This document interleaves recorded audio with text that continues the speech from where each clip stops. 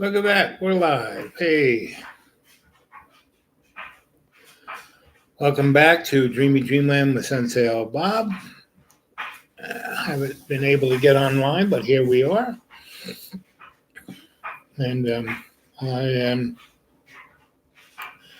your Sensei Al Bob. I'm your griot.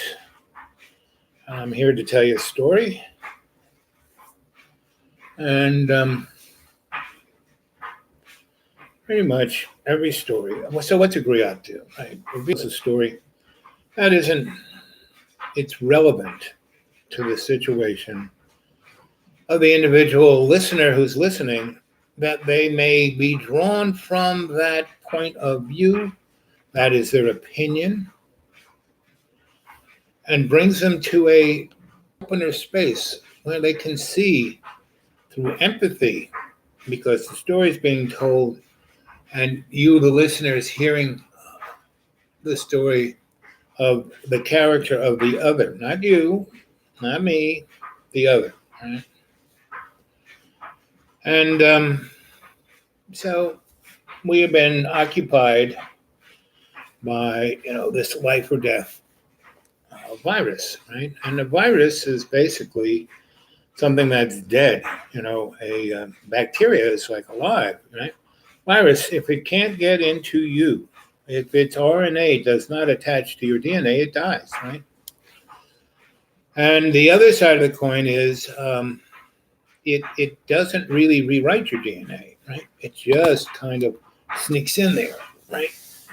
I don't believe anything I say, Don't believe anything because I'm not a scientist. I'm just your little Sensei Al Bob telling you a story as a griot, right? How you doing, AI? Good to see you, buddy. And why don't you at least give me a thumbs up? If you can't make a comment, at least give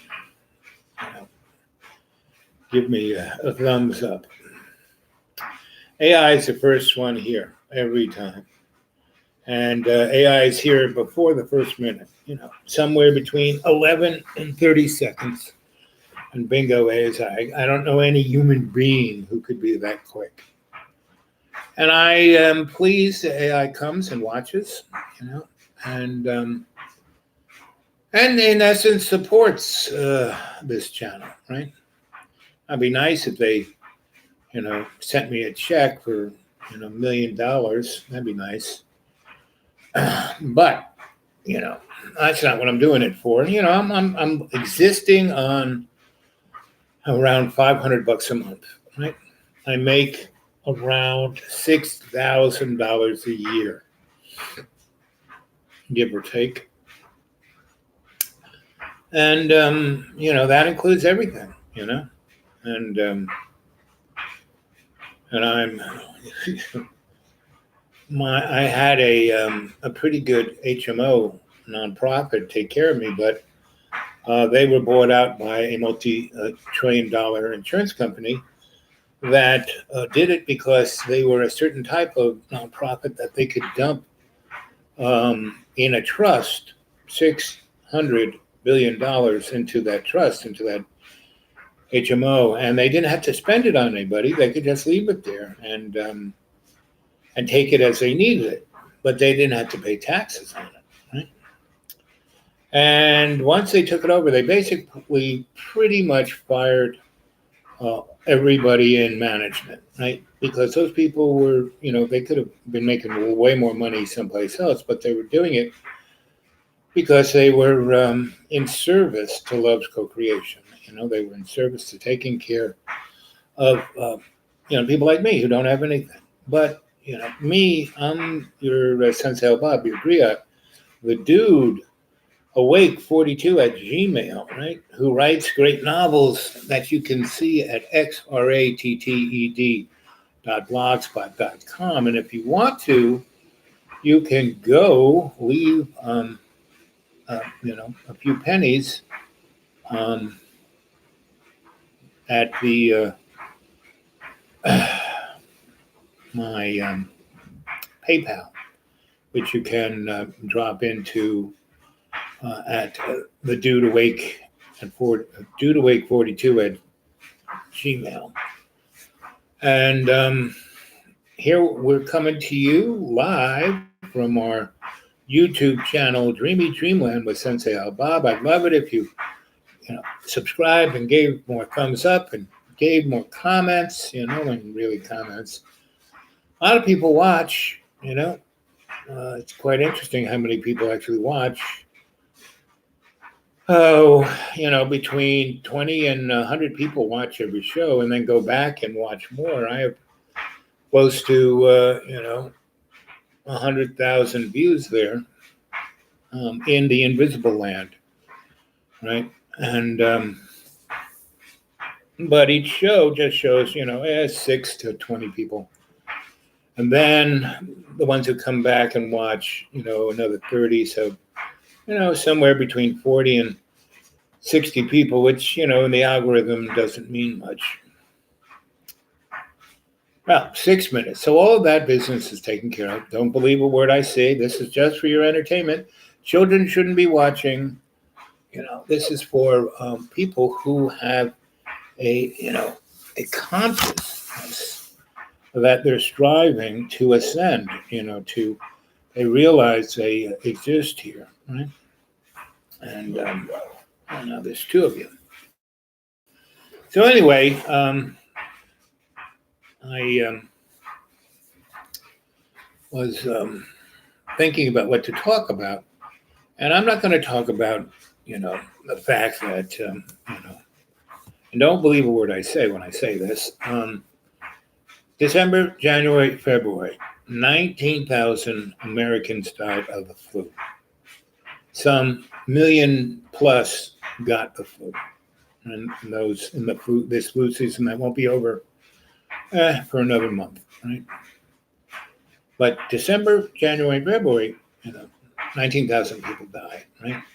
2018, something in the order of 60,000 people died of the flu. Something in the order of 2.5 million got it, right? And it is a coronavirus. All flus, colds are basically coronaviruses. What we are seeing in the CV19 is that it's NCV19, and that N stands for novel, meaning, oops, we've never seen this before. Most other colds, viruses, things are, coming from someplace we understand. Basically are,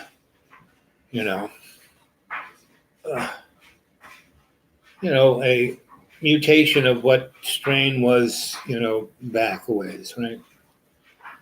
And so that's kind of how it rolls, right? And since, Bill Clinton, we've been cutting our expenditure on public health, right? And, he was a moderate. He was going to the center. He was like, basically balancing the budget. I mean, he had balanced the budget off the backs of Social Security. And, he, was making America great again by getting rid of all of, Bill Clinton cut more overseeing of the government to the private than Donnie or even W or H. None of those guys, right? Or even Ronnie, right? It started with Ronnie, but it really, started with the death of JFK, basically, right? And why did that happen? Because we have a Federal Reserve that is a private corporation. Has nothing, federal has as much to do with the federal as it says, unable to connect to chat. Please try later. Well, I guess it's going to be a short one if you guys can't chat. Anyway, so all of that stuff, you can go look at it yourself.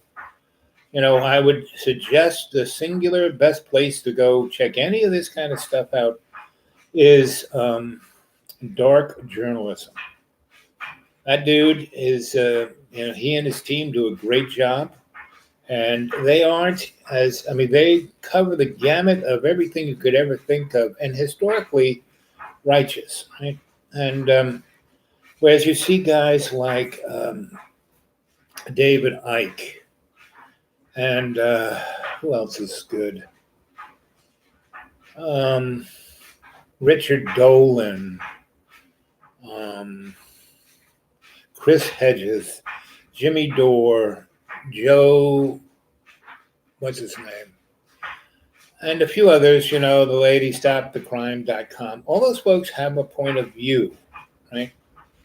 Have an opinion, right? And Joe Rogan, that's his name. Joe Rogan and Dark Journalism, two guys who don't, Joe puts out an opinion every show, but it isn't carrying, straight through. It isn't like David Icke, right? David Icke definitely has. I love David. He's been around longer than anybody else. He's got guts. He's going to the mat. Another person who I really like is Max Igon of the Crow House. He's another person who's righteous. Truly Graceful is another great channel.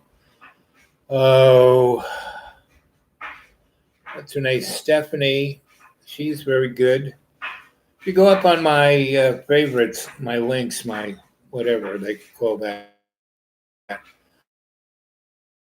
you can see all the people go on and on about all of this, because I'm agreeing. I want to tell you a story. And the story I'm going to tell you is about my mom. My mom's a triple Capricorn. She ruled the world. My dad was a triple Virgo. He was always right. So they were a perfect couple, right? And my mom could play my dad like a violin. My dad was the captain of the ship, and my mom was the admiral of the Navy. So anyway, when she was a youngster, she lived in a very small town in upstate New York, near Watertown, right along the Erie Canal. And her great-great-grandparents, 2 generations before the Civil War, they were people who, New York State was the Wild West. That was like, Last of the Mohegans. Go see that movie. And but they were talking about Tennessee. But anyway, so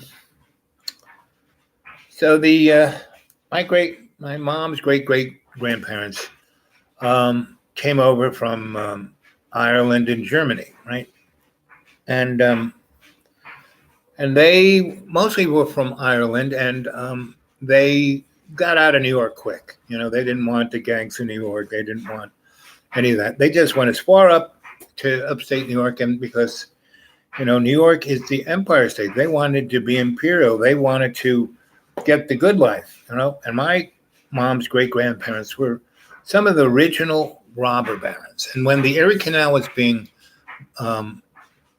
built, they had lumbering companies and railroad companies, and most of all, hotels, right? And whenever there was a boomtown, they were the first ones there, right? They bought all the real estate. They made deals with the Indians. They made deals with the federal government. They made deals with New York State. And they got large tracts of land to clear. And then lumber turned it into lumber, right? And so they got the real estate. And so they built all these little towns that they owned. And my mom's great-great-grandparents were like, in A Wonderful Life, And there was Mr. Potter. That was them. They owned everything. They owned every house, every building. They rented everything. They owned everybody. Everybody worked for them. They owned all the banks, all the above. And so they made a lot of money, And they kept doing it for 2 generations, and then they were sending their kids off to schools in Europe and private schools, and becoming the new old rich. Right? They weren't the Astors, they weren't the Biltmores, they weren't those folks, the old rich. The bourgeois, the upper middle class. And I kept making money, and they invested, they were crooks, so they were doing a good job of being Americans. And by the time the Civil War came, they were well placed and they were well educated.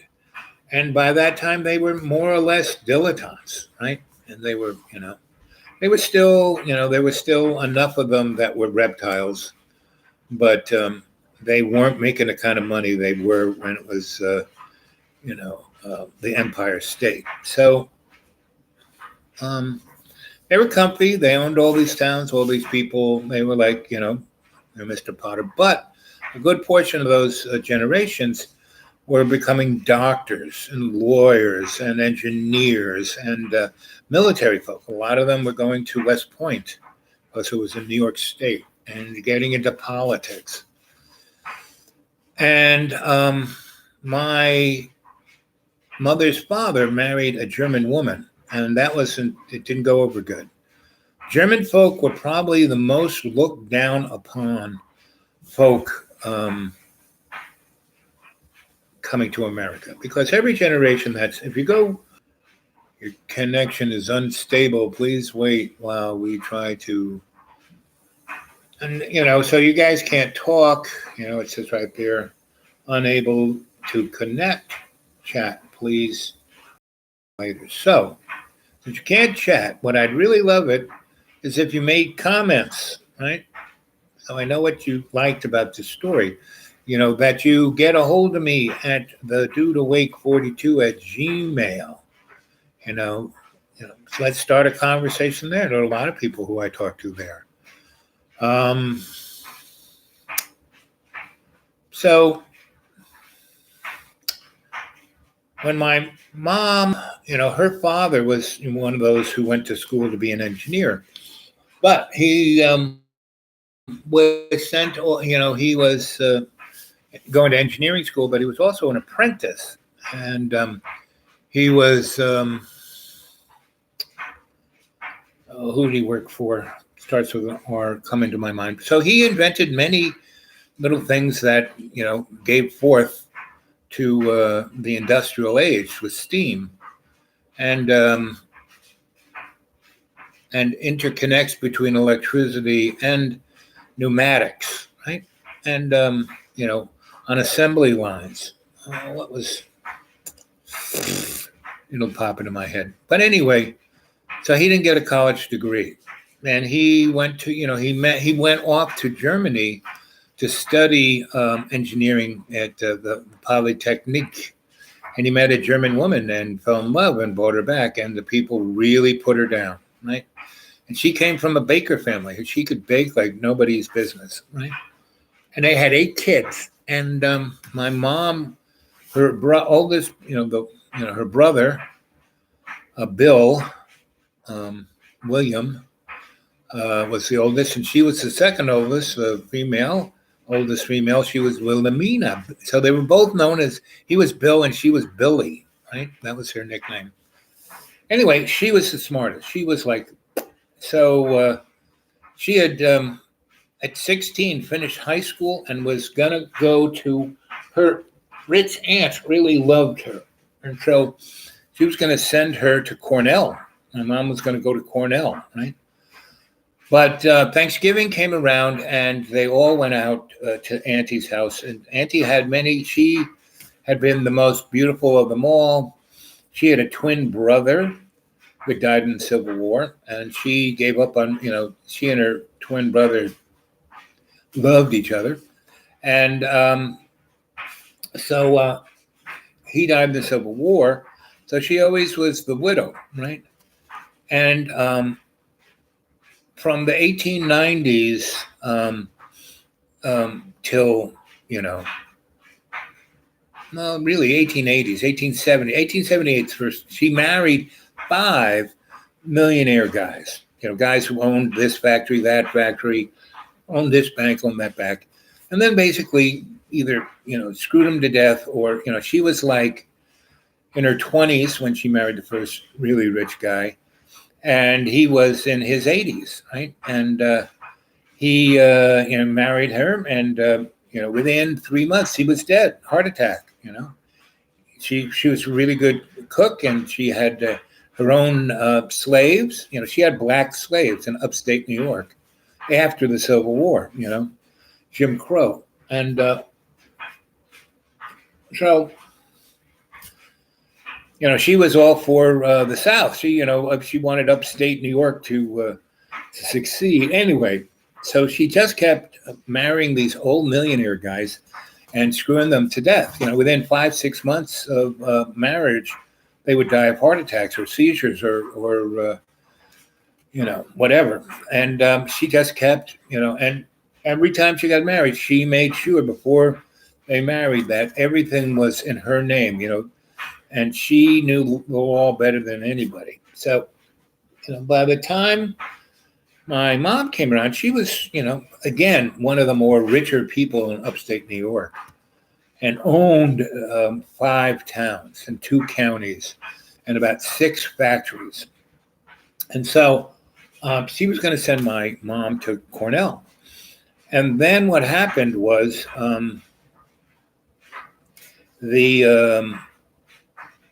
and this is, my mom was born in 1909. And she was, maybe even before that, but in 1917, 1918, when the Spanish flu hit, they had gone out into the woods where my aunt had this real fancy, beautiful house, and for Thanksgiving, right? And it was her family, and my great aunt appreciated my my mother, the German, because she could bake so good, and she could do everything. She had a little money. She could have started lots of business. She was very, hardworking. And my her husband, my grandfather, William, basically was working. Remington Rand was the company he worked for, and I don't really speak of the canary in the coal mine, but he went through my stuff about 4, 5, 6 months ago, and came across all the stuff my mom had left me of the family, and all the pictures and the weddings and all of that stuff. And he put it on his channel as if, some mystery. But anyway, that's who they were. I don't even know if his channel still exists. I know doing many shows. I don't even know what he's doing. I haven't really seen the Canary since last September. That was actually the physical last time, right? But he had thrown me out for good about a year before that, right? In 2018, and in May. Might have been earlier. Might have been March. But he had been throwing me out a lot and begging me to come back because his channel only worked when I told stories on it. So I stopped telling those stories and started doing deep DPL, deep psychic loving, intuitiveness, kind of what I do here. But when John would jump in all the time, it was like the show about him. So I would just, use my process of DPL to deconstruct his emotional status. And, if you go back and look, and I would be doing a show parallel, right? He would be down there with his phone doing whatever he was doing, and I would be doing a live chat. So back to my grandparents. So they in 1917, they went up to this house. It was deep in the woods, and by October it was snowing up there, and there were no cars to get there. You had to go there by horses and sleds, and that would only work as long as the snow didn't get deeper than 2 feet. More than 2 feet would be above the joint of the horses, so the horse couldn't step through the snow. So they had a really nice farm up there. She had her slaves up there, and they had been growing and canning and putting things in the larder. So they had more food, more wood cut, and they had their own electricity, and it was run off of wood. The wood started a steam boiler that not only heated the house, but ran a small turbine that made electricity for lighting. Right, so they had lighting, and they had heat, and they had radiators. They didn't have fireplaces everywhere. They had radiators, and all you had to do was keep feeding it wood. And they had stacks and stacks of wood and coal. And they had coal too. To get things really hot, they would throw some coal in there. And they had basically two boilers, one wood, one coal, and so it was quite off the grid. Quite had a phone line, and so it had electricity, had water, had really good water, and had loads of food, and had a larder where they had deer and cows and goats, and they had animals that they slaughtered: pigs, goats, and cows that they milked and slaughtered, and the people, it was really quite nice because I actually went there when I was between 4 and 8. Every summer I would go spend with my great aunt because I looked just like her twin brother. And she used to call me,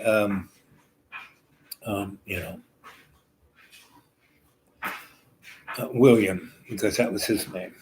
So, and that's who I got named after. The W in my name is William. It's also where owl, the W in owl. Anyway, so my mom and her 8 brothers and sisters and her parents are up there with my great aunt, and she was my mom's family was the only family that my great aunt could stomach. There were 6 other families, but they all were, had money from the old family and were, dilettantes. That's what she used to call them, dilettantes. And anyway, so they had a tremendous snowstorm, like feet of snow. So they couldn't get out on the sled, right? So they were there until the spring. And when they finally got back, and they got back because the phone line never went down. She had it buried. And so she had enough political power to get the National Guard to send, kind of a treaded vehicle with a cabin out to get them, because once the snow melted, it was muddy like you couldn't believe. So my parents came back on this treaded vehicle, but there was so much snow, the treaded vehicle, just couldn't make it. So by spring, by March, things were melting, and everybody wanted to get back, and they heard that there was a flu pandemic, right? And there were a lot of sick people, but no one really said how bad it really was. And so basically what happened was when my mom, and she had graduated, but she was going to have the ceremony in the spring, but she had already graduated. She had finished everything.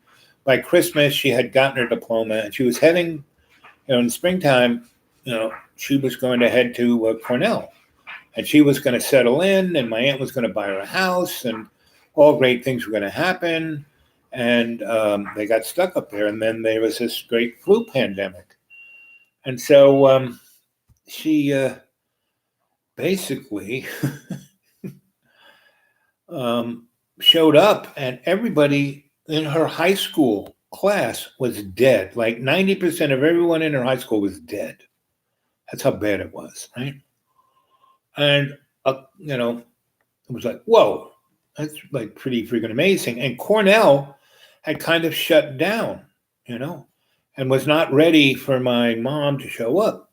So uh, what happened was my mom went to work for my aunt at Beechnut. She owned controlling this one factory. Beechnut was a big company. It didn't make gum. It made a lot, pencil. It made everything.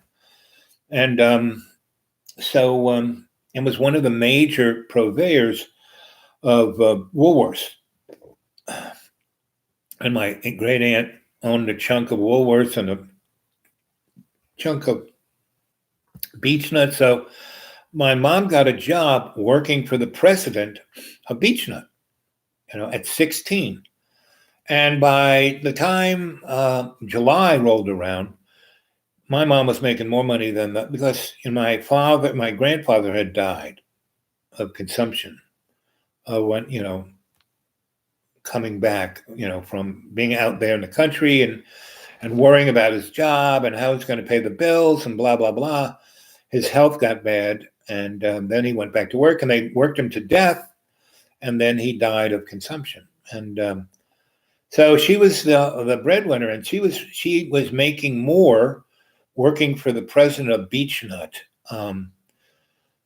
than like 5 times more than her father made, right? And her older brother was working as an apprentice plumber, and the other boys were job in gas station, stuff like that. Yeah. And so that was spring, summer, fall. Around October, the flu came back, and it came back, and it came back in a pretty serious way, to the point that Mr. Beechnut, his family were in New York City, and his larger business enterprises were in New York City. So he took my mother off to New York City, and he got her into Roosevelt Hospital nursing school, right? And this is 1918, and they were dealing with what people in New York Roosevelt Hospital is dealing with right now. I have a friend who works there. I have a friend who works Roosevelt Hospital, St. Vincent's, one up in Westchester. One of my best friends, his son-in-law works up in Westchester.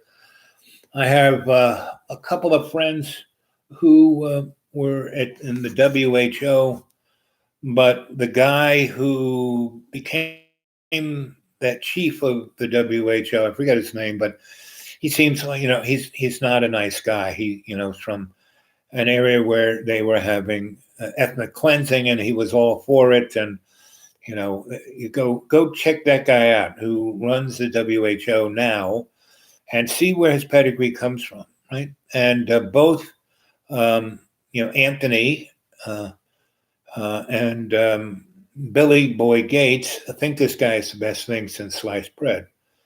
So that's where my mom was, right? And so she was so exemplary, and she finished nursing school in 5 months, right?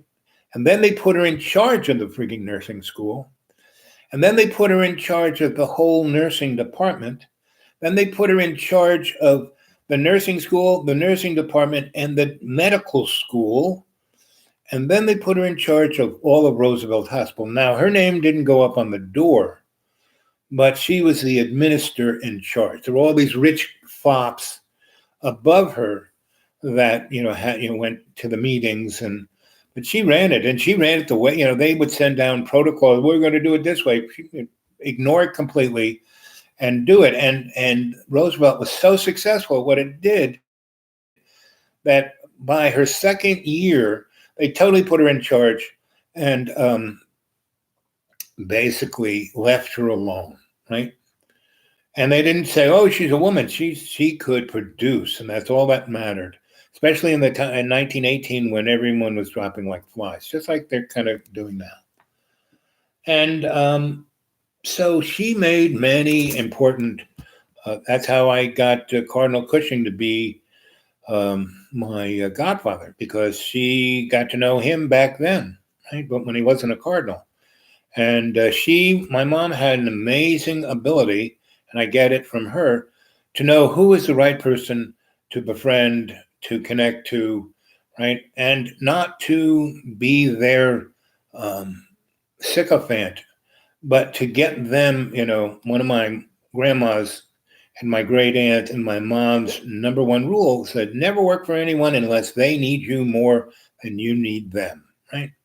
So I never had a job, a career. I did all these things where all these people needed me more. Now my father kind of figured, well, you should be working for me, blah blah blah, and make $400 a week. No, I was doing my own thing, and my mom liked it. So, but my mom had this real strange sense of, I don't even know if it's called guilt, but she never, I don't know what you call it, never wanted anybody to get anything, meaning she put all of my sister's kids and both of my sister's kids through college because she wanted my sisters to owe her and she wanted those kids to owe her, right? And, but her kid, me, I was never going to owe her anything except I loved her and I was sweet to her and I always bought her flowers. But no, and so her attitude, like when my Aunt Gracie died, her best friend, and she had a rent-controlled apartment in Tudor City, and it was a great little, it's like a 900 square foot apartment. It was like a George Jetson apartment in that you pushed a button and the kitchen came out of the wall. You pushed another button and the bed came down, meaning if the bed was down, you couldn't get around. It had its own little beautiful bathroom, tile bathroom, killer shower, and a killer bathtub, two separate, right? And you could turn on that shower, and when it turned the bathroom into a steam room, right? I used to turn it up, steam room, and put cold water in the bathtub, right? And ease myself in the cold water and breathe the steam, and then turn the hot water on, and slowly have the bathtub get hotter than it was beautiful. I loved the place, right? And she lived on the 21st floor, and she had a window out her. When you're in that bathtub, you looked out and you look out onto the Hudson River. You saw the United Nations, and it was kind of on an angle. So the UN, and you saw all the way down to the Statue of Liberty. At night, you could be there, right? In the bedroom, there was another window. She was on a corner looking straight up at the Empire State Building. So from the bed, you could look up at there. And there was a table, a really beautiful wooden table that you push a button, it came down, and it was a big closet. And there's a lot of storage space behind where the table went in, where they had chairs that would stack up. And the table would come down and slide out. And it was a beautiful table. And from one side, you could look up at the Empire State Building. And at the other one, you could look out. Tudor City had a park, right? And you could look down on that park. And it was beautiful. Anyway, my aunt always said, because I used to go visit her, when I die, I'm going to leave you this. Well, when she died, I was in Europe. I was in Ireland. And so she gave my mother the power of attorney, and my mother gave that apartment up. And so when Aunt Gracie died, she told my mother, in her will, Albert gets this apartment, right? I called them up when Aunt Gracie came to me in a dream, and and Aunt Gracie went to medical, nurses school with my mom, and she was my mother's aide de camp, her best friend. Everything my mom did from 16 until Aunt Gracie died at 80, Aunt Gracie was part of, She was my brother's godmother, and she was all of our godmothers, right? But I lived in New York City where my brothers and sisters didn't. And from an early age, I would, let's go out to lunch. I would always go visit her wherever she was working. And she would take me out she loved going to Schraff's, right? She loved going to the Automat, right?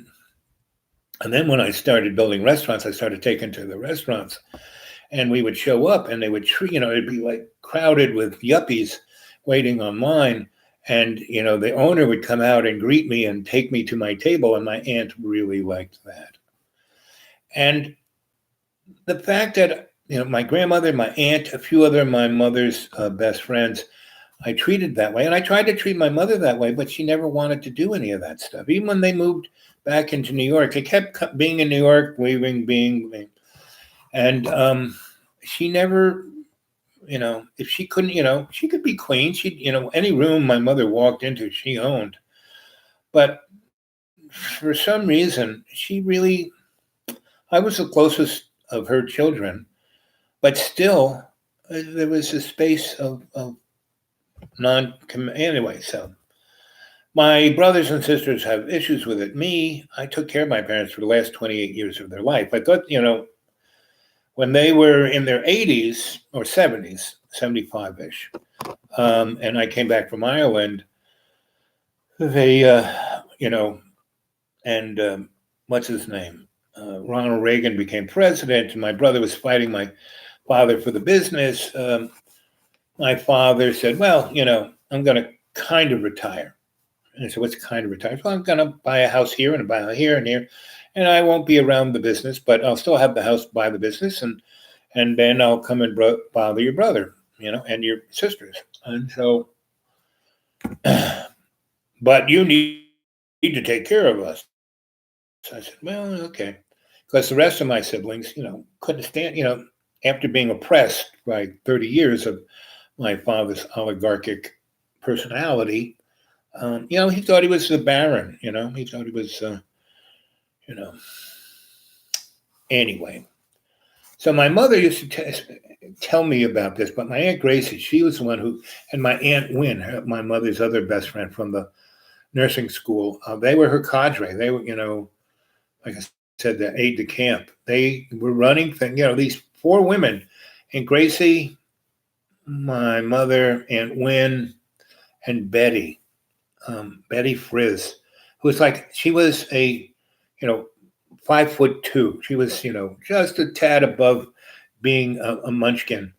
And this woman was like a flapper. She, my Aunt Gracie, who liked men, would go on about they called her Mrs. Frizz. She never married, but she was Mrs. Frizz. She always told everyone she was Mrs. Frizz, right?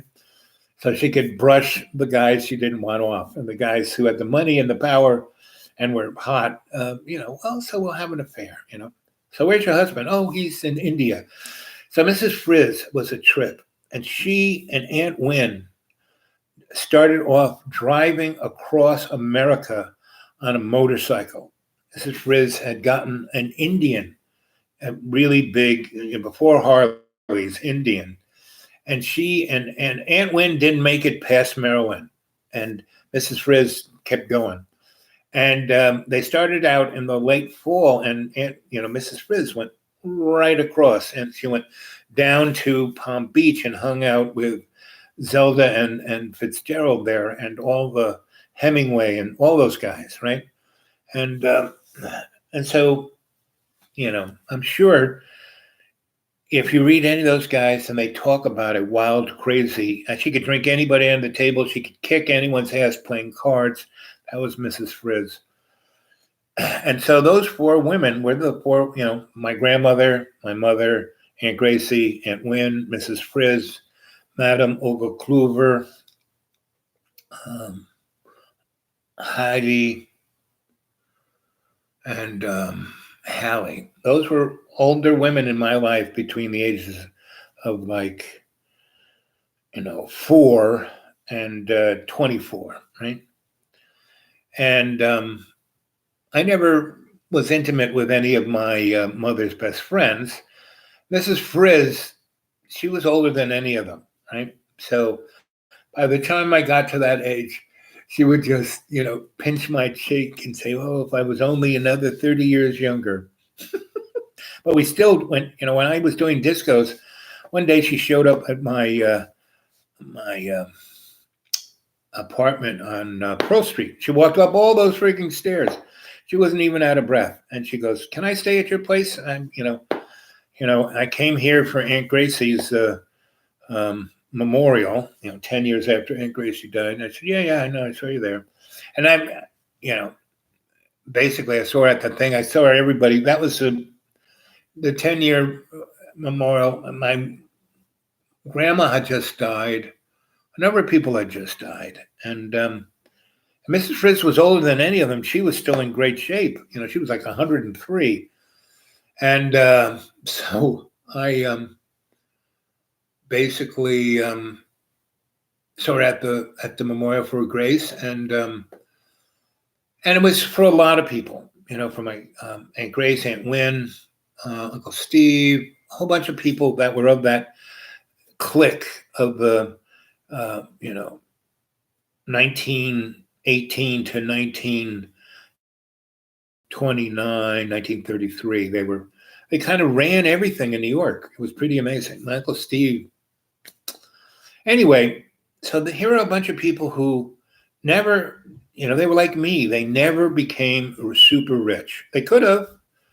They could have been like my great aunt, That's all she thought about was money, and she was bitter. And the only time she was nice was when she hung out with me. Those 4 years that I spent the summers with her, the people in the 4 little towns that she owned, man, they loved. I was like Heidi, it's like because I was hanging out with her, we would do stuff. We'd go on picnics. We'd go hiking. We'd go. She had not a Rolls Royce, but the Bentley. She had a Bentley, and she had a chauffeur, right?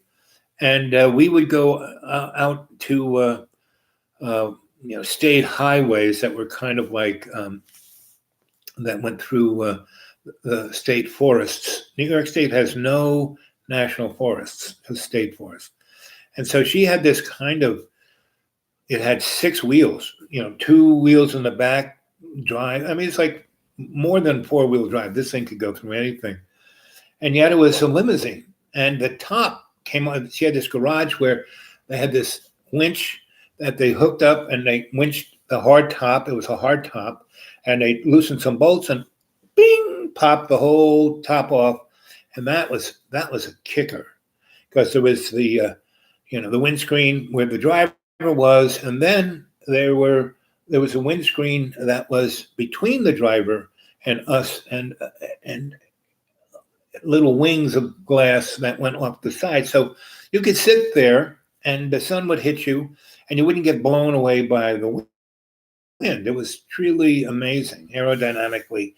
And sometimes when we would go into these national forests, I would have straightaways for 20, 30 miles of a nicely paved road.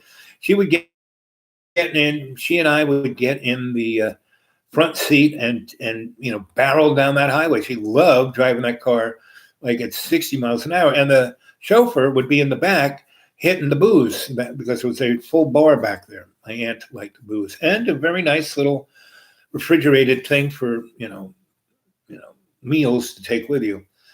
And they had a thing in the back that popped open that was like a kitchen, had a stove, a camp stove and a table. And so being with my aunt were really great. She was scary as hell. And she was like, everyone, she'd walk into a restaurant, but if I was there, they could be relaxed, So for 4 summers, it was really great. I really liked my aunt. No one liked my aunt, but I did.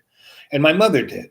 But my mother, she blamed my great aunt for her father's death, who she truly loved, right? So anyway, and she would treat her mother like a servant.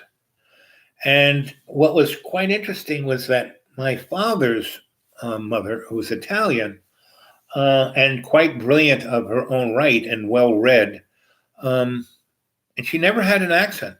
She had her own accent, but she didn't have an Italian accent or foreigner's accent. But she talked her own way, right? She taught herself how to speak English, right? By watching movies and reading. She taught herself how to read. She was illiterate when she showed up in New York and married my father's father, my grandfather, who was a a famous barber surgeon in Rome. So anyway, I just wanted to, and that flu pandemic, and that's what we're having now, a flu pandemic.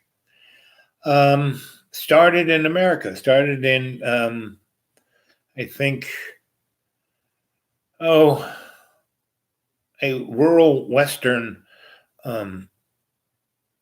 county, either in Kansas. I think it was in Kansas, and it was a place where pigs were being bred and slaughtered on industrial scales, like first Arm and Hammer or whatever it was. They had like 100,000, 500,000 pigs, and not many people doing it, and then they slaughter them there. Anyway, it's pretty foul, pretty disgusting, and World War I breaks out, and there were about a few hundred people who worked there, and about 60 of those guys, and they boarded right there at that facility.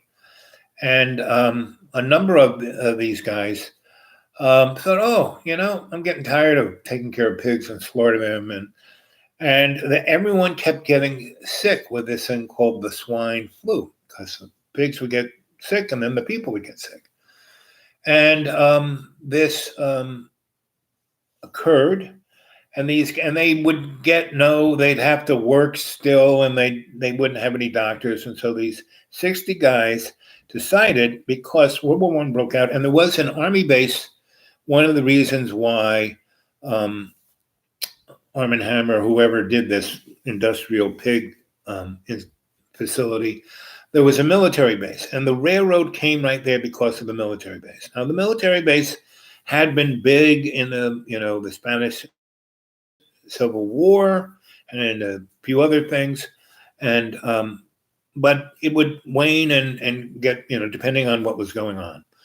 So World War I, and they went from having like 300 or 400 people at this base to having 60,000 people at the base, because people from that area were coming there, getting their basic training, and then moving on to, training to go to World War I and then go to World War I. So there's 60,000 guys there. So about 100 of these sick guys went to the army, and they pretended they weren't sick and got, they were needing draftees, so these guys volunteered, and then they got sick, right? And so, they kind of got sicker, spread it to, they were in these, barracks, so those people, and so they got, somewhat, medical care. And anyway, spring came and it kind of waned, and they were all shipped off to Europe.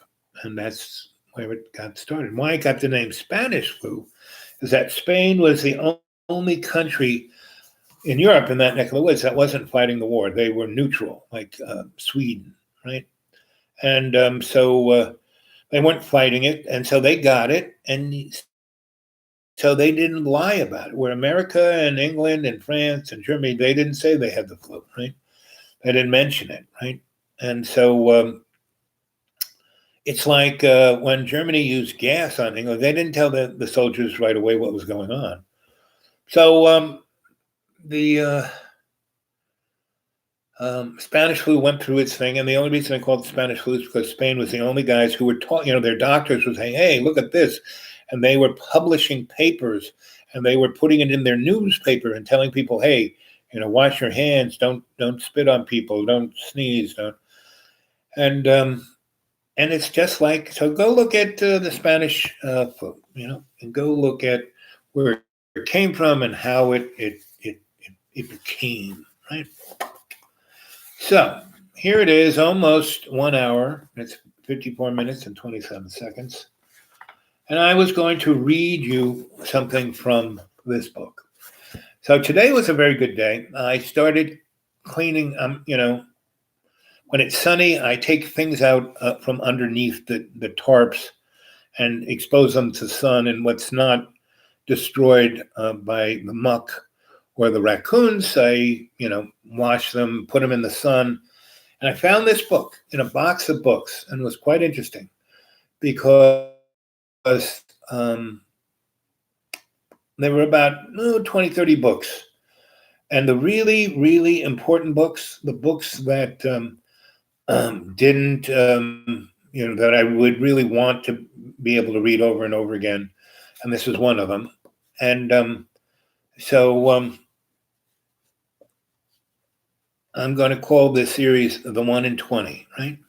And I'm going to read from these books from the next things. And hopefully we can have a live chat. Why I told you the story of my mom, because it was relevant to the fact that nothing's new under the sun, right? And the other thing about the Spanish flu and World War One was that it was the first of the many great disruptions, right? 9/11 was a great disruption. I mean, after 9/11, things never went. We became a planet of surveillance. We got smartphones, and they passed the Patriot Act and a number of others where the NSA that people didn't even know existed but had been around since 1948. They can now listen, and they do listen to everything. I mean, everything, every phone call you make, every text you send, everything, because they have, ungodly amount of server space, right? I mean, and you talk about AI, the AI who comes and watches me right off the bat, is thank you very much, Mr. NSA. But so World War One was, Woodrow. You should go check up Woodrow Wilson. You think Woodrow lost his mind a year before the end of his was up, and his wife, who was basically a prostitute, and Colonel Howes ran the government from the basement of the West Wing, very similar as Ollie North did, right? And very similar to what Rumsfeld and what's his name, Richard Cranium did for Ronnie and Boy George. So anyway, so nothing's new under the sun. But go check out, so World War One, and Woodrow Wilson was no great philosopher, just because he was the president of Yale, Skull and Bones. You should see the town he came from in Virginia was what's the name of? Starts with an S. It's up in the north, right where 95 and 66 kind of hit. It's where they had the first women's prison/mental institution where they really did some nasty stuff. And he was Woodrow Wilson is the man who gave us institutionalized Jim Crow. Because the first movie ever to be watched in the White House with Woodrow Wilson was, The Birth of a Nation. And he said, "This is what makes America great." That was his words. This will make America great. So go check out Woodrow Wilson. And so he basically gave us, the League of Nations, which was a joke. And you said, we could have had peace. No. End of World War One, they had an armistice. They didn't, declare winning or losing. They just said, okay, we're going to stop. So the 20 years between the end of World War One, beginning of World War Two was just a hiatus. World War Two was a continuation of World War One. And it dealt with, in what happened in 1917 was the Bolshevik Revolution, and see where those guys came from. Lenin and Trotsky were in Canadian jails, right? And this is during World War One, and the English, crown brought them to Germany, who they were in a English warship, and put them on a train in Germany to send them to Russia to ferment that. And the English and the French and Germans and the Swiss gave those guys $5 million in gold to help ferment the revolution. And the revolution only occurred in the big cities, Moscow, Leningrad, you name it, the seven big cities, not the rest of Russia. It took Joe Stalin killing 100 million of his citizens to get the folks in line, right? And that's Bolshevism, right? Which is not communism or socialism. It's a whole different ball of wax. And that's kind of where we're heading right now with, the Federal Reserve giving $4 trillion of invisible money to the, corporate oligarchy, right? And they're giving them another $7 trillion, but this is supposed to have some responsibility. We're going to see that, the first bill, they were just going to give them another $7 trillion without, that Mnuchin could dole out, from his office without telling Congress where it was going or who had it or, what the deal was made. Now that's $7 trillion. And so we're, the average citizen, one-time $1,200 check is going to cost, I don't know, $60 billion, something like that. But, we can give these trillions away, but, the American people are going to starve. So this is another, just like the Spanish-American War, just like the Civil War, just like the Revolution was another one of these momentary disruptions, right? Now, there were some pretty interesting guys. They must have been doing acid or the aliens came down or something, because they wrote, the Declaration of Independence is one of the most amazing documents.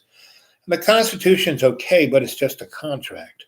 But from that point on, once they got started, those guys were scum. If you were a woman, a person of color, a poor person, or an Indian, you didn't exist. You were basically a slave. That you could be killed, you could be, incinerated, you could be your land, your nothing. The only people who had any rights due to the Constitution were white, gentried, rich males. That's it. Very simple. America has never changed. This is what we got today, But a lot more people have access to get to know what's going on, but they don't want to. And we're constantly being bombarded by breaking news, and so, first the Revolutionary War, and then the Indian Wars, and then the Civil War, and anytime anybody tried to step in to say, hey, let's try and step up to being the best we could be, they basically got shot, or, eviscerated some way, right? So, because you can't keep killing the president, 4 or 5 times in the last 200 years. Okay, we can do that, So 9/11 was another one of those things. The Vietnam War, the Korean War, the Gulf War, World War II, World War One, These were all benchmarks of us marching towards the corporate oligarchy. I've always been in a corporate oligarchy. You drive around America, you look at all the signs of welcome to little town America. It says incorporated village or incorporated city. What does incorporated mean? It's a corporation. When '08 happened, I was down in Florida. And when I realized how much the state of Florida and how much a number of cities had money that they could have, everyone who had a mortgage that they were going underwater, all of those cities and states could have bailed them out. They didn't. And I was, again, at my parents' gated community where the richest of the rich were. And, they had their mega mansions on this gated community, had their own military force guarding them. My parents, were there from the beginning, meaning they bought, when they laid out this place, and they had 200 and something lots. They built about 20 homes near the clubhouse, near the tennis court, near the swimming pools, and they were just basically concrete Florida, single story flat, your basic Florida house, right? Cost them all about maybe $15,000 to build. And my dad bought that house and got 10 years of belonging to the club for 60 grand. That was a great deal. He knew it was a great deal. Great golf course, great everything, great clubhouse. I mean, just, that was the pinnacle of that whole place.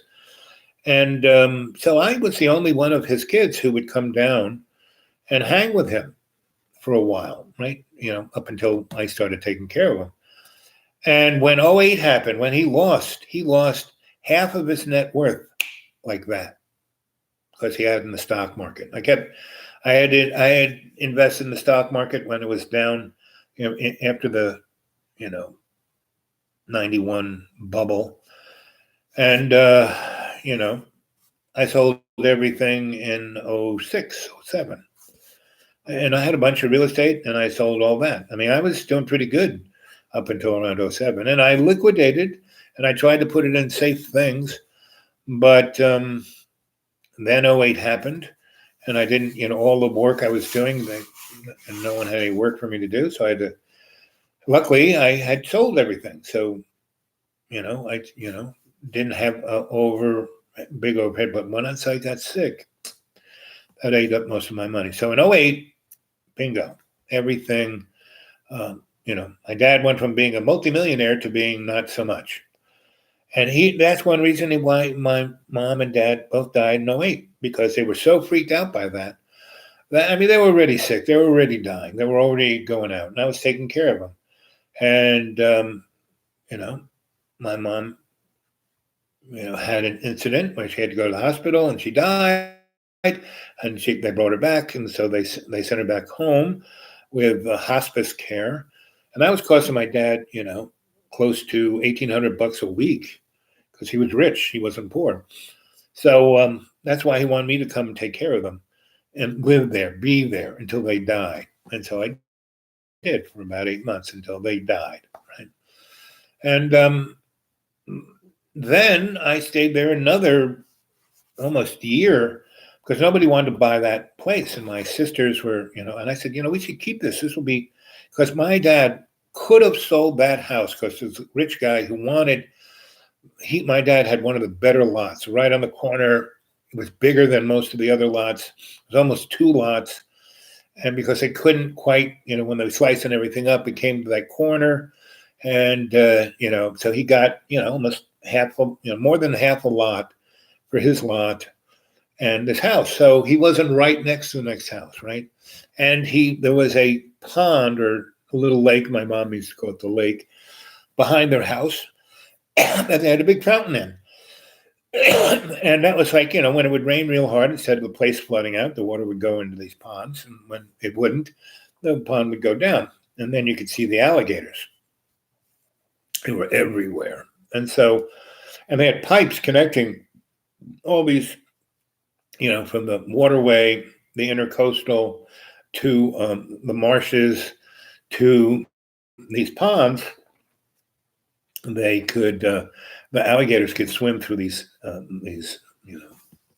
culverts. Anyway, so, I was there, and that's when I got really sick. So I stayed there, and my mom's and dad's doctors I had gotten to know very well. So they were kind of taking care of me on the down low. After I died in that plate of spaghetti, and that lawyer, the corporate lawyer, kind of nursed me, got me all the things I needed, colonic therapist, acupuncturist, not going to the hospital. I didn't let them, they wanted to crack my chest and do a quadruple bypass, and they wanted to cut my legs off. I said, forget about it. And so that guy, he basically, because I helped him out a number of times, and he wanted me to finish doing what I started with his little project. And by me getting sick, he got a 6-month extension by the judge, because I'd met the judge twice before on 2 other projects, and he saw what I was doing.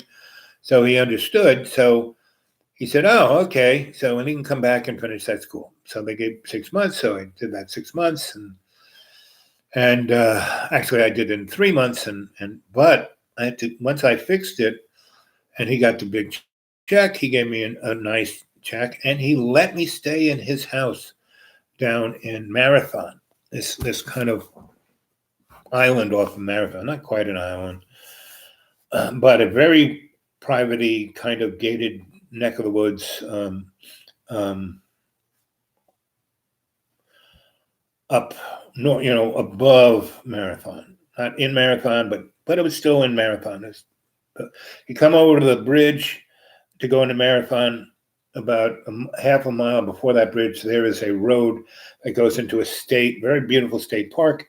You go on that, and then there's a road, and that's like stoned. It's not paved kind of road, and you go through a gate where you got to pay to go to the state park, unless you belong to this super duper rich people gated community. And then so you go through the park, and you come off the US 1. It says state park. You go to that park, and you come to the guy, and he says, give me $5, you can go in. Anyway, so if you're one of those people, you come to that thing, and he lifts the gate, and he pushes a button, and just a little past there's another gate, that kind of bigger gate, not just a thing across the road, but like a big gate, and that electrically opens, and you drive in, right? And at night, they have a infrared detector with the bars on your car that you drive through. It lifts that gate, and then it lifts the other. Anyway, so he let me stay at that house, and that was quite a nice house. And he had servants, and so I spent another 3 months there, and then I went back to my parents' house, and I started to get that place together to sell. And nobody wanted to buy that house. But in 06, in 07, when I was selling my real estate off, I said, Dad, you don't need this big house. You don't need that house in North Carolina. You don't need your other house. You should kind of get rid of everything. Right now, the real estate, I can make $1 million. And that's where his net worth was, in his 3 pieces of property. The place in North Carolina, somebody wanted to pay him $6 million for. The house in Florida, some really rich guy had another lot next to his, and he wanted to buy my father out so he could tear that thing down and build a mansion right there, which would have been ooh. And so basically, he offered my dad $2 million plus, right? And my dad was just, holding, I'll get 3. I'll get 3. I'm not selling until I get 3. And that's what he told the guy. And the guy offered him like 2 million 2, 2 million 3. He was going up. And then 08 happened. And that guy, died. He was screaming on the phone, and he just keeled right over. And no one liked him. No one cared about him. His wife ignored the fact that he keeled over, and was out because they had another house on that site.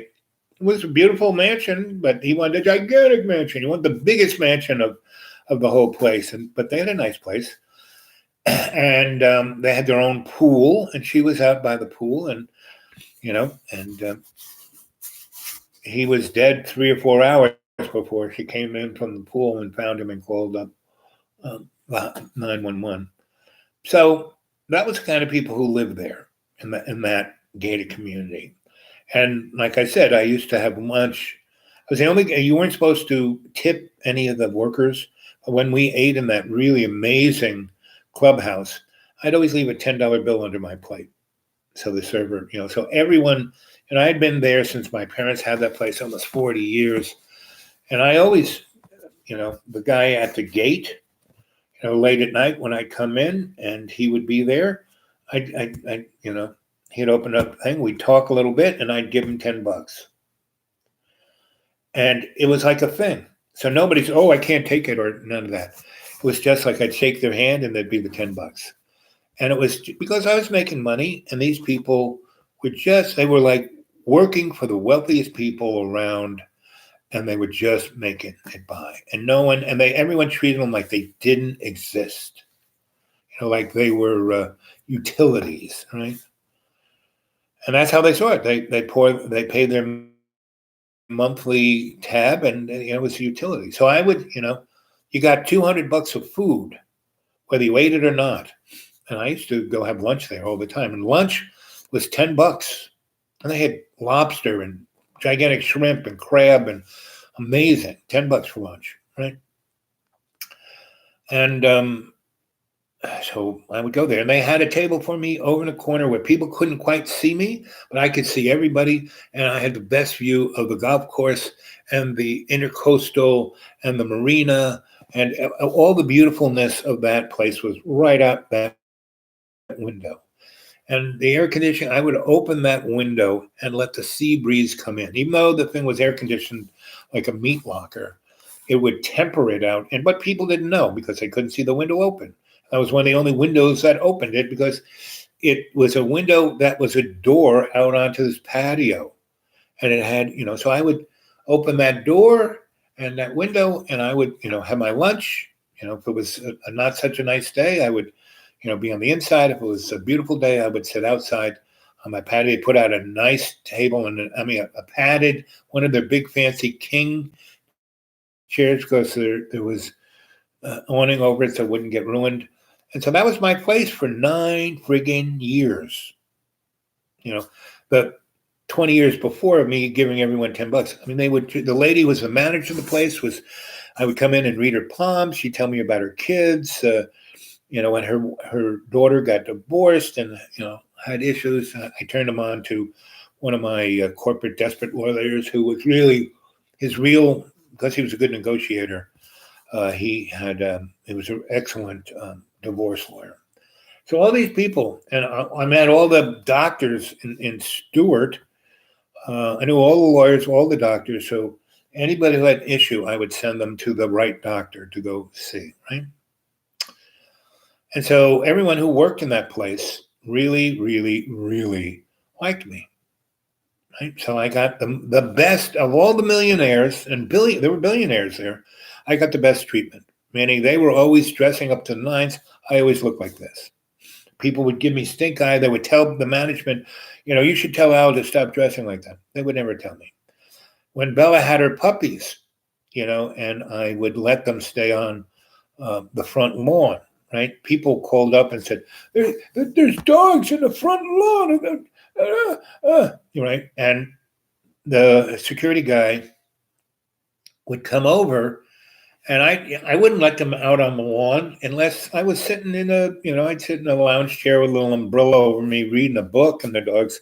And I had them all kind of hooked to each other so they couldn't get away. And Bella was just asleep next to me. And if they, got up, she would just go over, pick them up, move them. Anyway, the guy would come over and he would just park his little go-kart in front of the house or over on the corner, not to be too, and he would just watch. And then he would kind of drive into the driveway and come over. And he had his own lawn chair. And he would come and he would have a little cooler with beers in it, right? And he would sit down and I placed where I was sitting behind this big bush, so you really couldn't see me. Well, you could see the dogs, but you couldn't see me. And he would come and he would either leave his little cart parked over under a tree over there, which was like the security zone where they would, because this corner was like you could see half of this whole gated community from that one spot. And they had real security. These guys weren't, they were, could take you down, kill you, shoot you. They were SEALs. I mean, these guys were serious folk. Because there were serious people who lived there. They needed serious security. And so he would park over there and he'd bring his little cool over and it was his little chair and he'd sit down and he'd crack a beer and we'd drink beer and he would just giggle over these people, and they said, they don't have a life. All they do is call up and complain that your dogs are out and they're such the most, you got 9 little puppies and you just have to clear your voice and they like come to attention and come over to you and, sit at attention asking for what you want them to do. He says, I've never seen any, I've been in the military. I've been with guys who had military trained dogs, nothing like these guys. And your mama dog, she is the best. He loved her. And she would come over and like lean her little head on his leg. I like a dog that's about 50 pounds. That's about 2.5 feet high, just high enough so they can sit next to you and lean their head on your knee, right? So, and that's what life is supposed to be. So this book is called Relationship Runes, right? And this is written by a guy named Bloom, who is like the dude. Like I'm the dude, he's the dude of the runes. And he has the healing runes. So what books? So I have to go get another pair of glasses to read this. I don't know why they go to the trouble. So the book is red, right? So they put it on tan paper in red letters, like they're supposed to be already. You can't read that stuff. They should be black so you can really see them, right? So you just hold it there. Let's see. You keep an eye on the book.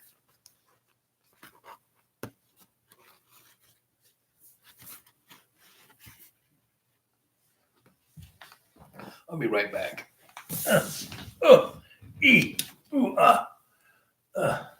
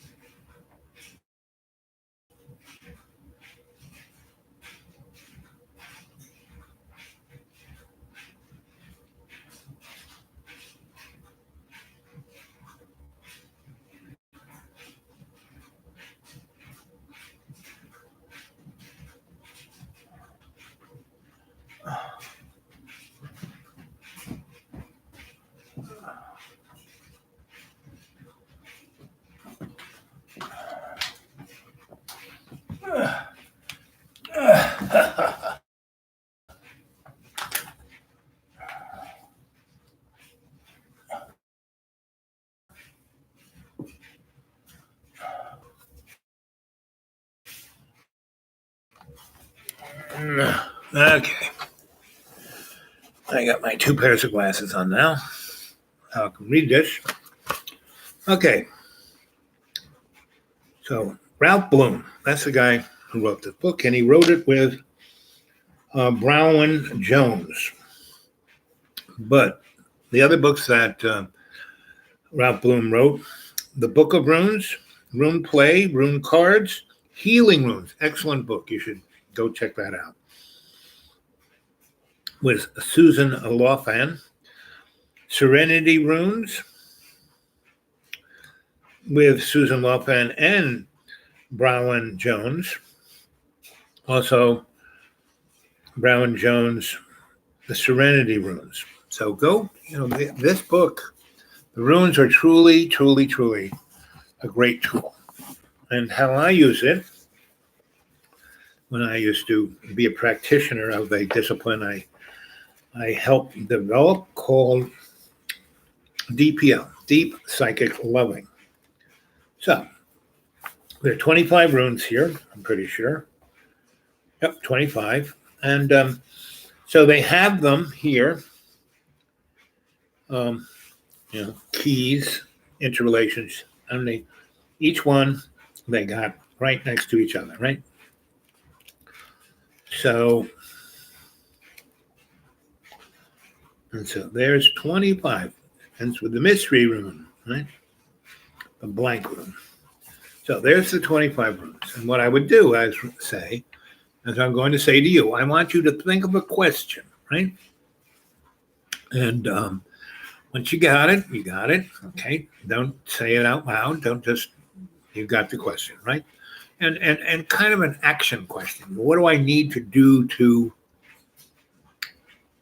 accomplish this, make this happen, right? And seeing that this is a relationship room, it might be appropriate to talk about relationships, right? Okay, so I'm going to do this. Just flip through the pages. And usually, if you were standing or sitting in front of me, I would say, okay, you got the question? Good. Think of the question. And then when you want me to, just say stop. But because we can't even chat, I will have to let the universe tell me when to stop. Now this rune, I'm going to, okay, it stopped right there. And so this rune is about the question you asked. Not only the question you asked, but what we need to do today for the situation that we seem to be in, right? And so, and also this was on that page, usually doesn't make a difference. So it's respect, and it's kind of a Z-looking room, right? Patience is counsel that Aswaz offers, and that's the Gaelic for this room. EIHWAZ. Patience is the counsel that Awaz offers. Nothing hectic, no acting needy, no lusting after a desired outcome, right? That comes from the Book of Bronze.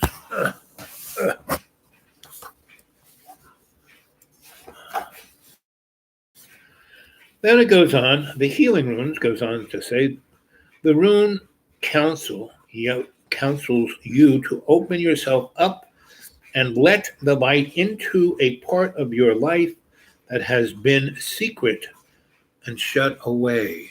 Okay? So no lusting, no desired outcomes, Open yourself up to let light into your part. And what does light mean? Light is a reference to your ability to see, because if it's dark, as an electrician, we always carry a flashlight because we're dealing with stuff that'll kill you. So you better be able to see what's going on. So you turn the flashlight on bright. I always have the brightest of bright flashlights so I can see, oh, look, that wire's off its, connector. Oh, that wire is broken. Oh, that wire is, the insulation has been cooked off. Obviously, too much current is going through this. The fuse, isn't tripping. What's the story, right? That's what that's what light is about. In ancient runic tradition, Awaz stood for the Yew tree, Y-E-W, Yew tree, for the bows crafted from its wood. That's what they made bows and arrows. Hard, durable wood, possessing the strength to turn away harm. And before guns, a good bow, a bowman, when they had wars and, the opposite army is coming towards you, they would have the bowmen not too far from the front line, but higher, so they could, they'd have like 500, 600, 1,000 bowmen shooting off these. They darken the sky with these arrows, and these arrows would go. It's like a ballistic missile. They go up 2, 3, 400 feet up into the air, and then do the curve and come straight down. By the time, 200 or 300 feet up, coming straight down, that arrow is going pretty fast. It's got a lot of kinetic energy behind it, and that hits you in the shoulder and the head. It's going to go right through your head, right? And that's why they wore helmets. That's why they had, but if they had like a little shield, it would usually go through the shield. You get 3 or 4 hours through the shield. The shield's not worth much. So that's why the yew tree was so important, because it was a vehicle to protect you, right? Just like people want to carry guns now. Let's see. Hard, durable wood possessing the strength to turn away harm. It is mutual respect to enable any meaningful relationship, to thieves to prosper. No, any relationship to thrive and prosper. So that means, okay, I got this bow, right? Just like I got a gun. Like when I lived in Texas, the county I was near, everyone wore guns, right? It was a to carry county, right? And you could carry a gun, and everyone had their like little sidearm. Some guys, I knew guys who would carry around their AR-15 on their back, where they could whip it out like the rifleman and have a machine gun ready on it. But they were nice, and everybody was nice to them, and that was how everybody was. And I lived, in Brazil. All the rich, I worked for the lady who owned Buzios, and she had the police chief be my best friend because I was, a very valuable asset. I was building her fancy nightclub, and I was changing the context of the social structure of her community. And at first she was like, "What are you talking about? These people, they were normally getting 30 cents a day. I was paying people $5 a day. Oh, this is terrible." I said, "No, it isn't. This is like, you'll find this will work out much better for you." And she was right.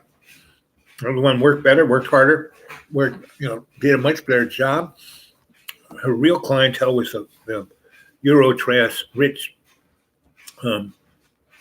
folk who came, like Jeffrey, what's his name? And, it was like Westworld, anything went there. And that's why the police chief was such a stern guy. So he was always, before the club opened, he would come in and he would throw a couple of ounces of cocaine. I couldn't stand cocaine, but Michael, the star, I let him be the star. He ran the band. He was the singer of the band. All the girls loved Michael.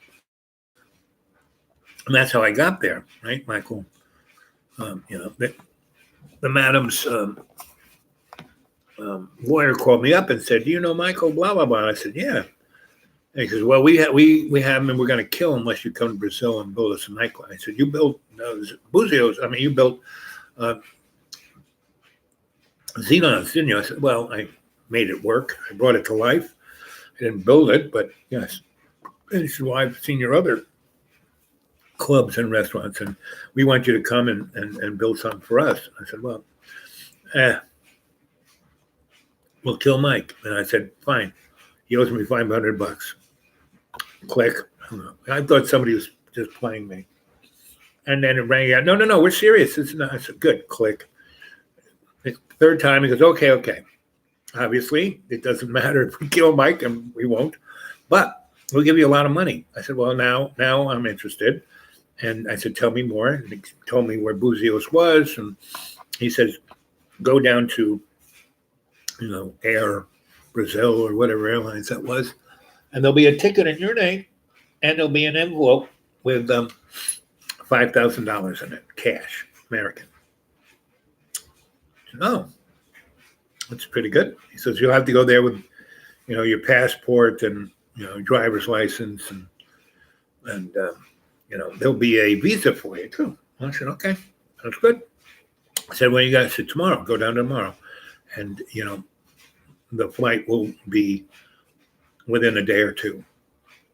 Won't be right away. You might need some time. So here it was Wednesday, Saturday, or whatever, something like that, right? So next day, go down there, have my passport, have my driver's license.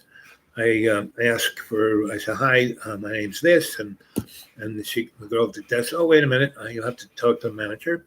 So the manager says, oh, yes, yep, got it all here for you. And, he said, and by the way, if you want, this flight leaves at such and such a time in the afternoon, evening.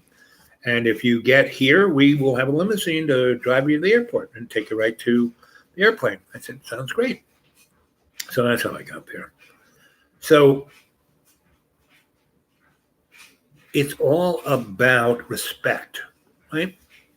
So this place was, you could die like that in Brazil, right?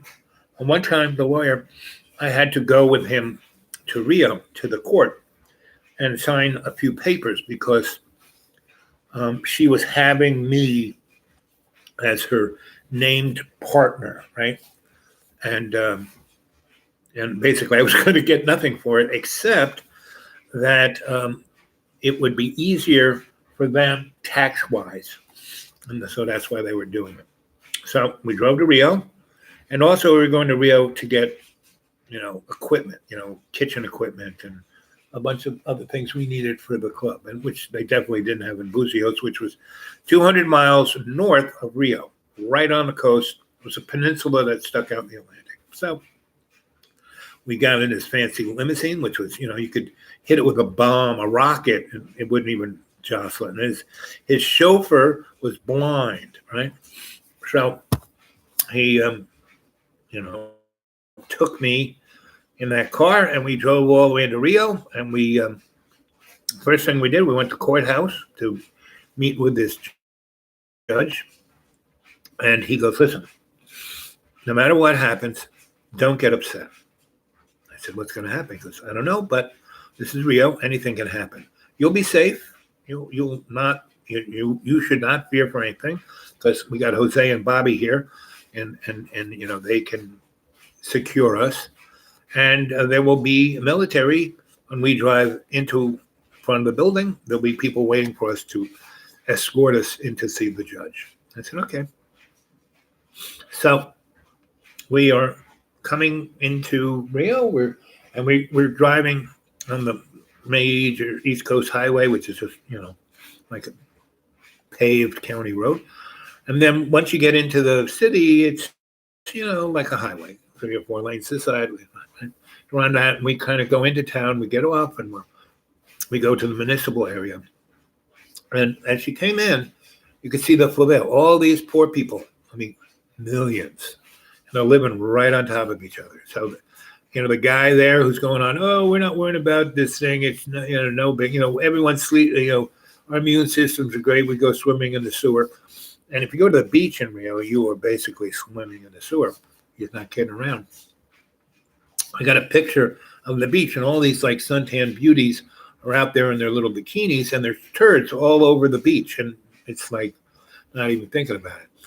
So, so we're cruising into the municipal area. We come up to in front of the court building. There are a number of military kind of guys in this little cubicle on the sidewalks of these steps that go up to the building, and so there's a bunch of empty parking spaces. The rest of the parking spaces are all taken up, but right in front, there are a couple. So these kids come out, and part of their scam is they stand in the way, so you can't park there unless you give them a quarter. So these kids come down, they jump in the parking space and put out their hands. Army guys come out and look up at the kids. Don't say anything. Don't hurt them. Don't hit them with anything. Take out their revolvers, put it to their heads, and blow their brains out. They do it to 2 kids, and they go to do it to a third, and that kids are gone. And they just kick the bodies off to the side so the car can park there. And I'm like, And that's what he was talking about. He says, don't say anything. Don't go off on anything. Don't just go in, see the judge, try not to, close your mouth, don't say anything, sign the papers, we'll go out. And then we'll go have a nice meal. I'll take you out to a nice meal.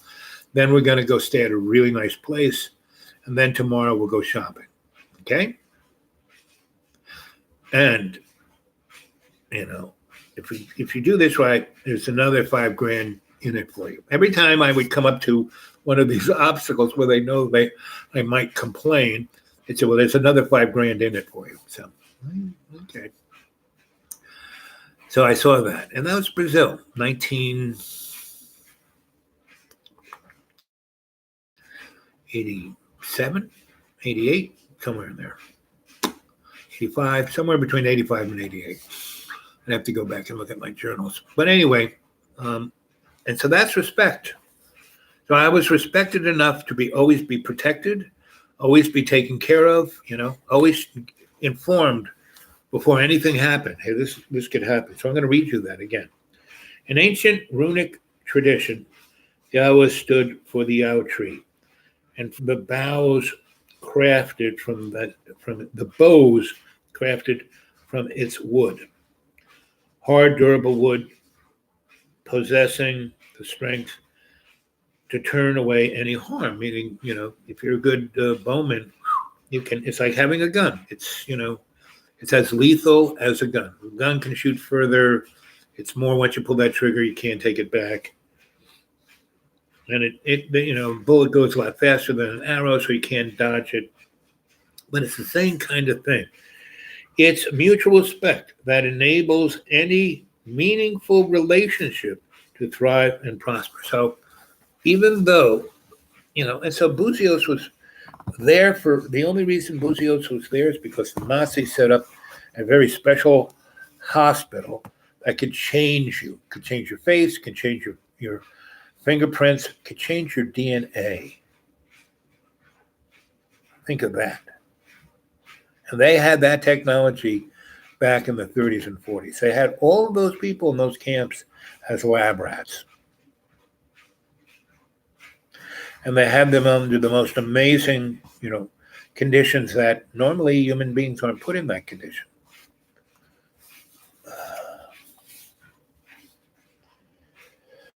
Consider the origins of the word respect, derived as it is from the Latin to see again, rather than something you give or receive, something that is lacking or present in your life.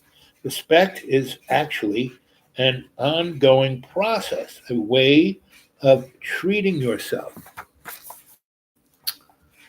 and others, a way of being in the world. It is a process that engages us in the act of returning to any issue again and again. And that's what we're supposed to be doing.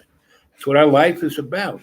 That is why I am the Dude Awake 42. It's like the 42nd time I've been going through this process of it is a process that engages us in an act of returning to any issue again and again in order to see with new eyes or to see what escapes our eyes before.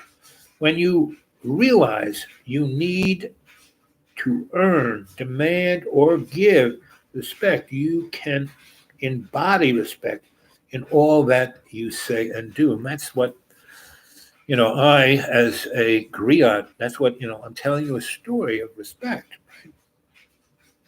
Whatever the situation confronting you now, plague, pandemic, but it really isn't. It's more like the flu. Right? Be mindful that the way in which you express yourself, your tone of voice, your body language, your attitude can affect others now strongly than anything you might actually say in words. Whatever the situation confronting you now, be mindful that the way in which you express yourself, the way, not so much the words, the way, your tone of voice, Your body language, your attitude can affect others more strongly than anything you might actually say in words. So take a moment to ask yourself, are you conversations friendly or unkind? Do you listen with an open heart and a quiet mind? Or are you critical and impatient? Do you tend to interrupt? Does forgiveness come easily? Do you withdraw into silent resentment? Although truth is always subject to interpretation, the courtesy and kindness with which you treat one another speaks for itself. Got it? Let's see. Do you listen? Are your conversations friendly or unkind? Do you listen with an open heart and quiet mind? Or are you critical and impatient? And do you tend to interrupt? Does forgiveness come easily, or do you withdraw into silent resentment? Although truth is always subject to interpretation, the courtesy and kindness with which you treat one another speaks for itself. So, back in the day when I used to, live with John, and we would do shows on his channel, and then we would co-broadcast on my channel and his. You folks were always, you're like a saint. No, it's exactly, this is what I was doing. You know, I was, you know, observing. I was seeing what was going on. I was consciously listening, and and I was thinking, what is the situation confronting you now? How is my tone of my voice, my body language, my attitude? Can I affect others more strongly than anything I might actually say in words? So Al, take a moment to ask yourself, are you conversation friendly or unkind? So, with John, I was always friendly and kind. Sometimes I became more strident, to break through, but I was never unkind.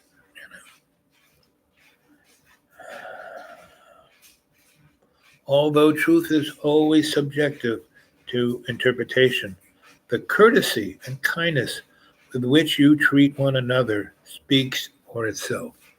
And every time I come on to Dreamy Dreamland, that's where I'm coming from. That's why I meditate, right? So this next is a realization, a reminder of my Zen Buddhist teacher, right? In Zen Buddhism tradition, all beliefs are regarded as simply opinions, for it is understood that none of us has the capacity to truly objective and about anything. Truly, look about it. For it is understood that none of us has the capacity to truly be objective about anything. Learning to treat one another respectfully by staying present, by listening with the speaking from your heart, builds trust between you and making it easier to resolve conflict as they arise. This is why I was good in legal as a counselor and negotiator. By staying present, I always stood present. I would videotape everything by listening with and speaking from my heart, right? It builds trust between you and making it easier to resolve conflict as they arise. And since we are unable to see with God's eyes, it is a good idea not to take our differences off opinion too serious. read that again. And since we are unable to see with God's eyes, it is a good idea not to take our differences of opinion too seriously. And so when I see all of these folks on their YouTube channels, their blogs, their websites, and they all have this is what it is. I know, this I'm telling you the truth. Everyone else is lying. I know. Sorry, not really, right? And that's why I keep giving you, hey, you should go watch Max Igon on Crow House because he doesn't tell you what the truth is. He tells you what his opinion. He's always very kind. Same with dark journalism, right? That guy is quite, he is really a sharp person, and he brings on the best people to interview. And he doesn't, when he has an interview, he doesn't speak much. He'll ask a question or two and let that person go. Like when Joseph P. Farrell or Catherine Austin Fitts, or he's got really amazing guests, right? And people like Truly Gracefulness, right? She produces her shows and she does an excellent job, and she speaks with a beautiful voice, a kind voice, one of hey, and she's always saying, hey, don't believe me, but think about this. And the guys who do Mind Stream Media or Truth Stream Media, it's a husband-wife team or boyfriend-girlfriend team, and they are excellent too, right? So there are a lot of really good ones out there, but the majority are like, come on, give me a break. Respect in action is demonstrated by the care we take in appreciating what is important to those we love. Assuming that your partner will automatically feel the way you do indicates a failure of respect. So make it a habit to consult one another about decisions that affect you both. And by willing to discuss an issue until the two of you can agree on the next step to take. If, however, you find yourself so attached to your positions that it is impossible to move forward, know that in addition to your way of your pattern's way, there is also a third way, a way of listening to wisdom of a relationship itself. This open-hearted search for what best serves the relationship is what respect is all about. When the partners learn to appreciate and approach conflict, resolution, and decision making in this way, the bond between them is invariably strengthened. Finally, let Elwes serve as a reminder that two people can disagree and still treat one another respectfully. When we learn to stop seeing each other as the problem and replace toxic habits like blame,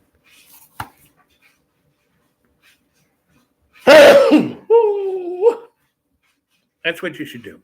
Forget going into your sleep, take your shirt and sneeze, cough into down there. Then you can wash this.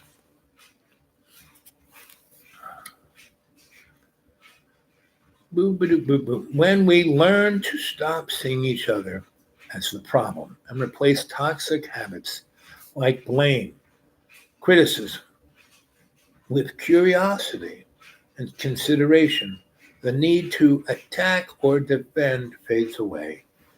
For where there is mutual respect, regardless of different desired opinion, values, or beliefs, love will prevail. Commandment to do unto another as you would have others do unto you is indeed a revolutionary idea when it becomes a natural expression of who you are. Once you align yourself with the power of respect, you will come to recognize it for what it is, a never ending practice, a practice of that demonstrates reverence for life itself. The divine in me recognizes and bows to divine in you. The divine in me recognizes and bows to the divine in you.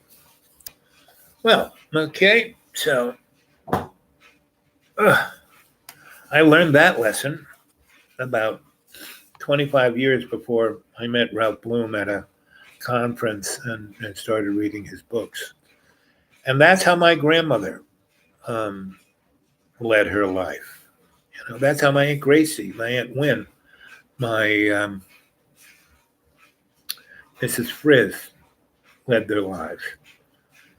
And my mother, not so much, because it was like she ran the world, it was her way or the highway, you know. Same with my dad, it was his way or the highway, right? So I learned how to navigate around them, and other people, right? So I showed respect to everyone. I showed respect, my brothers and sisters, not so much. They showed fear about my parents because their livelihood depended on them. Me, not so much. So I showed them my parents respect, and I got a lot. My mom would say, "You get a lot more with honey than you do with vinegar. You get a lot more flies." And I would say, "Why do I need flies?" Anyway, it's almost 2 hours. I missed the fact that you weren't part of the conversation. I would hope that you would get a hold of me at the dudeawake42 at Gmail. And if you could leave me something on my PayPal account, I could really use it now. I have all of $5 until 2 weeks from now, or a week from now, or whenever Santa Claus will deliver the check. Who knows? But,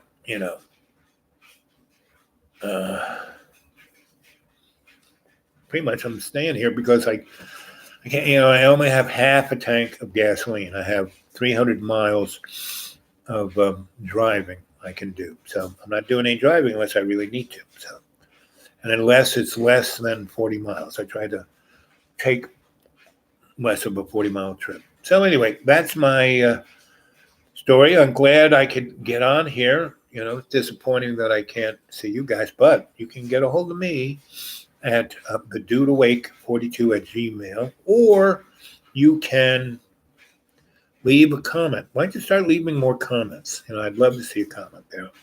And go back and look at all the other shows I've done. I've done more than 1,000 for you guys. A labor of love for you. An expansion, an expression of respect for you, the cadre, and anybody else who wants to watch it. Anybody else who watches these shows, you're the cadre, right? If you come on the chat, you're the chorus, right? Anyway, I love you. I'm glad you were here, and I'm going to go now. Okay? What time is it here? Oh, it's almost 9 o'clock.